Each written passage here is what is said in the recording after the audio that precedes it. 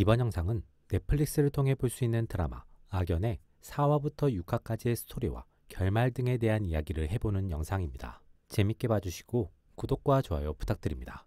김범준과 이유정은 과거 같은 지역에서 학창시절부터 양아치 짓을 하면서 친해진 사이입니다. 성인이 된 이후 김범준과 이유정은 함께 꽃뱀 사기를 쳤고 그 과정에서 김범준은 몇 차례 교도소에 다녀옵니다. 출소 이후에도 두 사람의 꽃뱀 사기는 계속 이어졌고 그 피해자 중 한 명이 한상훈입니다. 이유정과 김범준은 상대를 협박, 압박하기 좋도록 돈 있고 사회적 평판 있는 유부남을 주 타겟으로 설정했고 그걸 위해 다양한 모임, 동호회 등을 적극적으로 이용했습니다.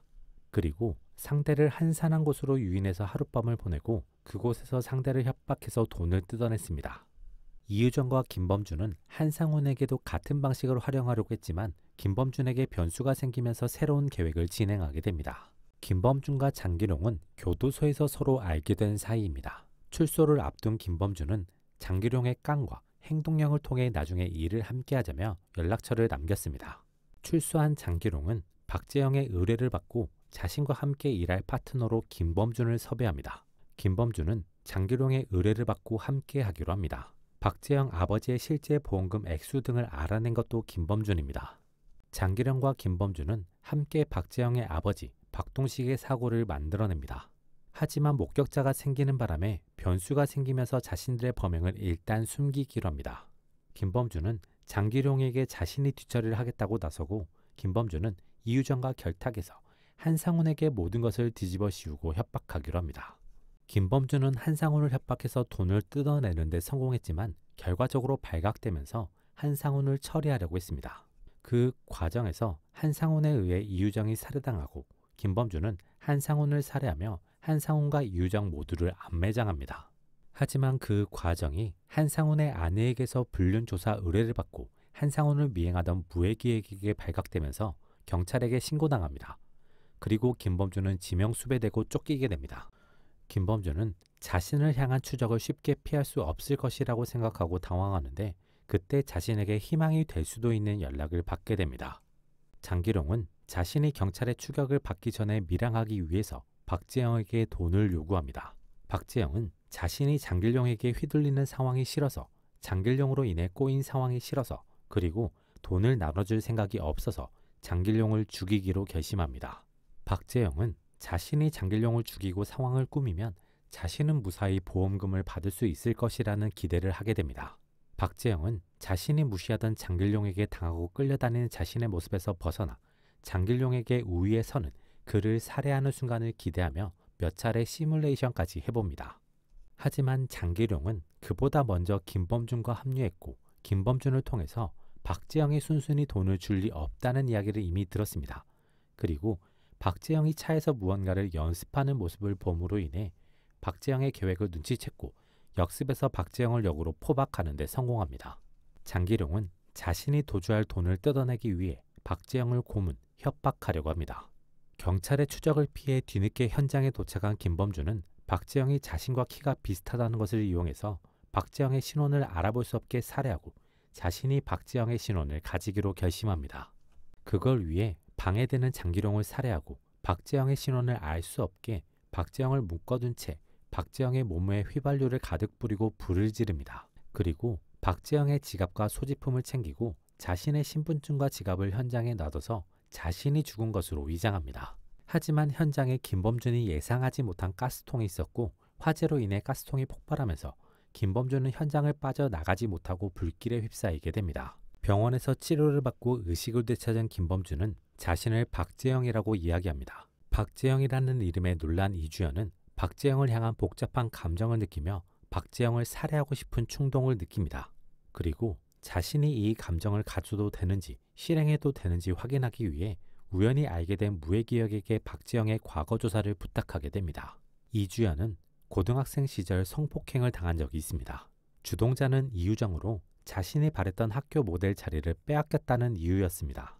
이유정은 김범준의 조언대로 상황을 만들었고 박재영을 비롯한 3인이 이주연을 성폭행하게 됩니다. 이주연은 이 사건으로 큰 충격을 받고 지금까지 트라우마를 겪고 있습니다. 사건 자체도 끔찍하지만 핵심 가해자인 박재영이 이주연과 서로 마음이 있었던 것처럼 소개팅을 하고 데이트를 하면서 상황을 설계했다는 사실에 큰 배신감과 인간에 대한 신뢰를 잃었기 때문이기도 합니다. 이주연은 무회계획을 통해 입원한 박재영이 과거 자신에게 범죄를 저지른 그 박재영이라는 것, 다른 공범들은 사망했다는 것을 확인하게 됩니다. 이주연은 박재영으로 위장한 김범준에게 사과를 요청하지만 받아들여지지 않자 자신이 직접 박재영을 살해하기로 마음먹습니다. 김범준은 망가진 얼굴로 인해 어렵지 않게 박재영의 신원을 손에 넣습니다. 하지만 박재영을 아는 사람이 나타나게 되면 상황이 꼬일 수 있기 때문에 빠르게 태어나고 박재영의 아버지의 보험금을 받기 위해 움직이게 됩니다. 하지만 보험금이 자신이 아닌 성당에 가게 되었다는 사실에 분노하지만 당장 바꿀 수 있는 것이 없습니다. 이후 집으로 돌아가던 길에 약을 바꿔치기 한 이주연에 의해 살해당할 수 있는 위기를 겪습니다. 하지만 이주연이 잘못된 선택을 하지 않길 바라며 현장에 나타난 이주연의 연인 윤정민에 의해 목숨을 구합니다. 김범준은 일단은 자신이 쫓기지 않아도 됨에 마음의 여유를 가지는 듯 했습니다. 하지만 경찰은 김범준이 한 증언 중 수상한 점을 확인하고 현재의 박재영이 아니라 김범준의 가능성을 확인하고 체포에 나서게 됩니다. 김범준은 경찰의 움직임을 의심하고 도주합니다. 그때 김범준은 박재영의 핸드폰에서 디데이 알람을 보게 되고 그 알람과 동시에 그를 박재영으로 오인한 사채업자 일당에게 납치당합니다.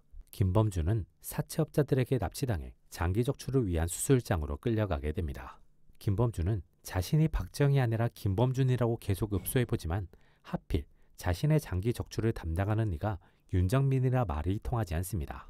윤정민은 평소 자신의 패턴과 다르게 그리고 자신의 마지막을 기념하듯 이주연이 하지 못했던 복수를 자신이 대신하기로 하면서 마취 없이 수술을 진행해서 김범준을 죽게 만듭니다.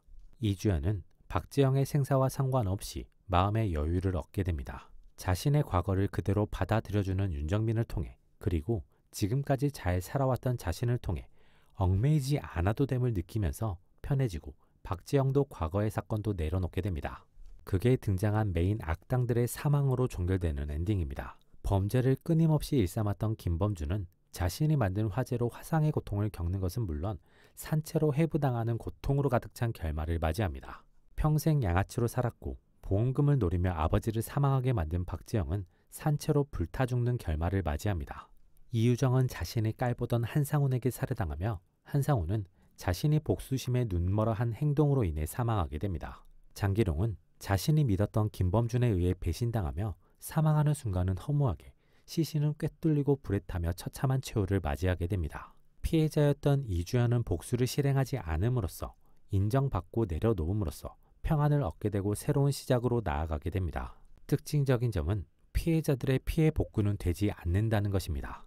이주연은 그저 스스로가 내려놓게 됨으로써 여유를 얻었고 범죄자들의 피해자들과 유가족들은 어떠한 보상도 위안도 얻지 못하는 엔딩입니다. 이러한 엔딩을 통해 악인들의 어떤 결말, 특히 알려지지 않고 사법적 정의로 완성되는 결말이 아닌 다른 결말의 한계를 보여주기도 합니다. 거기에 더해 지속적으로 악을 행했지만 강력한 힘을 가진 사채업자는 여전히 그 자리를 지킬 예정이기 때문에 악의 소멸이 만들어지는 것은 아닙니다. 이러한 요소를 통해 개인의 힘으로 어떻게 할 수 없는 악이 있음을 그려내는 느낌도 있습니다. 이러한 거대 악이 매우 잔혹하지만 지킬 것은 지키는 요소를 갖추고 있음이 인상적이기도 합니다. 이러한 부분은 개인적인 악을 강조하기 위한 요소이자 극의 진행을 위한 요소로 차용되었기 때문에 보여주는 비현실성인 것으로 보입니다. 드라마 악연을 나름대로 평점해 본다면 100점 만점에 90점으로 할 수 있겠습니다. 악연은 효과적인 긴장감 유지와 다양한 악인들의 등장을 통해 장르의 매력을 잘 살린 작품입니다. 거기에 더해 악인들로 인해 피해를 입은 이들의 복원이 제대로 그려지지 않음으로 인해 악인들을 처벌해야 할 범죄가 만들어져서는 안 되는 이유를 잘 그려낸 느낌도 드는 작품입니다. 특히 이주연의 회복이 사회적인 시스템에 의한 것이 아니라 매우 오랜 시간이 걸려서 개인적인 환경, 상황에 의해 만들어진 것으로 그려지는 구성이 인상적입니다. 이를 통해 범죄 피해자분들의 마음과 그들을 치유해 줄 수 있는 현실적인 방법의 부재가 간접적으로 전달되는 느낌이 있는 작품입니다. 개인적으로는 범죄, 스릴러 장르를 좋아하는 사람에게는 고루 추천할 수 있는 작품이라고 생각됩니다. 이번 영상은 여기까지입니다. 재밌게 보셨길 바라며 구독과 좋아요 부탁드립니다.